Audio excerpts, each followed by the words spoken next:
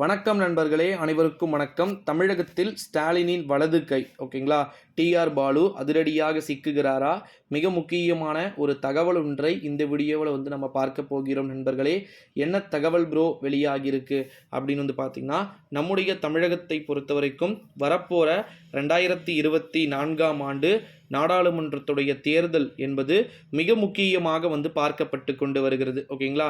இந்த ஒரு சூழ்நிலையில் தான் ஸ்டாலினுடைய வலதுகை டிஆர் பாலு எந்த நேரத்தில் வேண்டுமானாலும் சிக்குவதற்கு வாய்ப்புகளும் சாத்தியக்கூறுகளும் இருக்குது அப்படின்னு சொல்லிட்டு நமக்கு தகவல்கள் என்பது வெளியாகிக்கிட்டு இருக்கு அப்படின்னு சொல்லலாம். இந்த ஒரு சூழ்நிலையில் தான் டிஆர் பாலு அவர்கள் பார்த்தீங்கன்னா எந்த நேரத்திலும் கைது செய்யப்படுவதற்கு வாய்ப்புகளும் சாத்தியக்கூறுகளும் இருக்குது அப்படின்ற மாதிரி நமக்கு தகவல்களும் கிடைக்க பெற்றிருக்கிறது நண்பர்களே.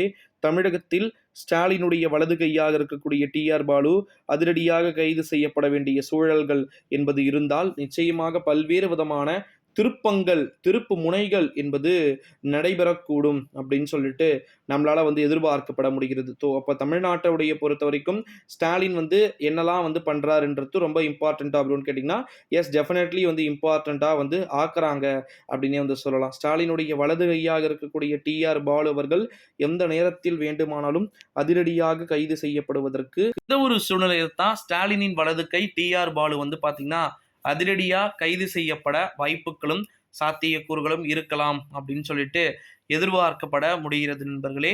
ஸோ அதனால் வெயிட் பண்ணி பார்க்கலாம்.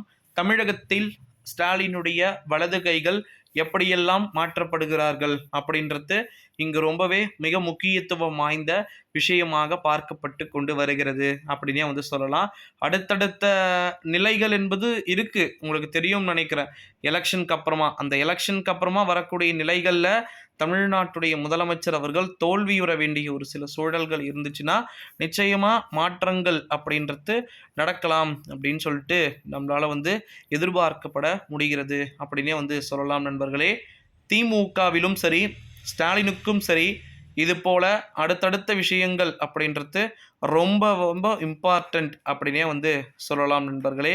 இந்த ஒரு சூழ்நிலையிலே ஸ்டாலினுடைய வலது கைகளாக இருக்கக்கூடிய டிஆர் பாலு போன்றவர்கள் எப்படியெல்லாம் சிக்குவதற்கு வாய்ப்புகள் இருக்கும் அப்படின்றத ஒரு சூழ்நிலையில் தான் ஸ்டாலினுடைய வலது கையாக இருக்கக்கூடிய டிஆர் பாலு போன்ற நபர்கள் நிச்சயமாக அதிரடியாக கைது செய்யப்படுவதற்கு வாய்ப்புகள் இருக்கும் அப்படின்னு சொல்லிட்டு எதிர்பார்க்கப்படுகிறது. ஃபியூச்சர் டிஎம்கேலையும் ஏடிஎம்கேலையும் நிறைய மாற்றங்கள் அப்படின்றது நடைபெறுவதற்கு வாய்ப்பு எண்ணிலடங்காத விஷயமாகவே பார்க்கப்பட்டு கொண்டிருக்கிறது அப்படின்னே சொல்லலாம் நண்பர்களே. இன்னொரு மிக முக்கியமான ஒரு தகவல் ஒன்றும் நமக்கு கிடைக்க பெற்றிருக்கு. அது என்ன தகவல்னா, இருக்கிறதுலையே ஹைலைட்டடான விஷயமே பார்த்தீங்கன்னா அதுதான் ஸ்டாலினுடைய வழக்குகள் ஓகேங்களா. அவருமே யாருமே பார்த்தீங்கன்னா இங்கு நிரபராதிகள் கிடையாது. அனைவருமே பார்த்தீங்கன்னா திருட்டுத்தனமான அரசியலை செய்யக்கூடியவர்கள் தான். ஸோ அதனால்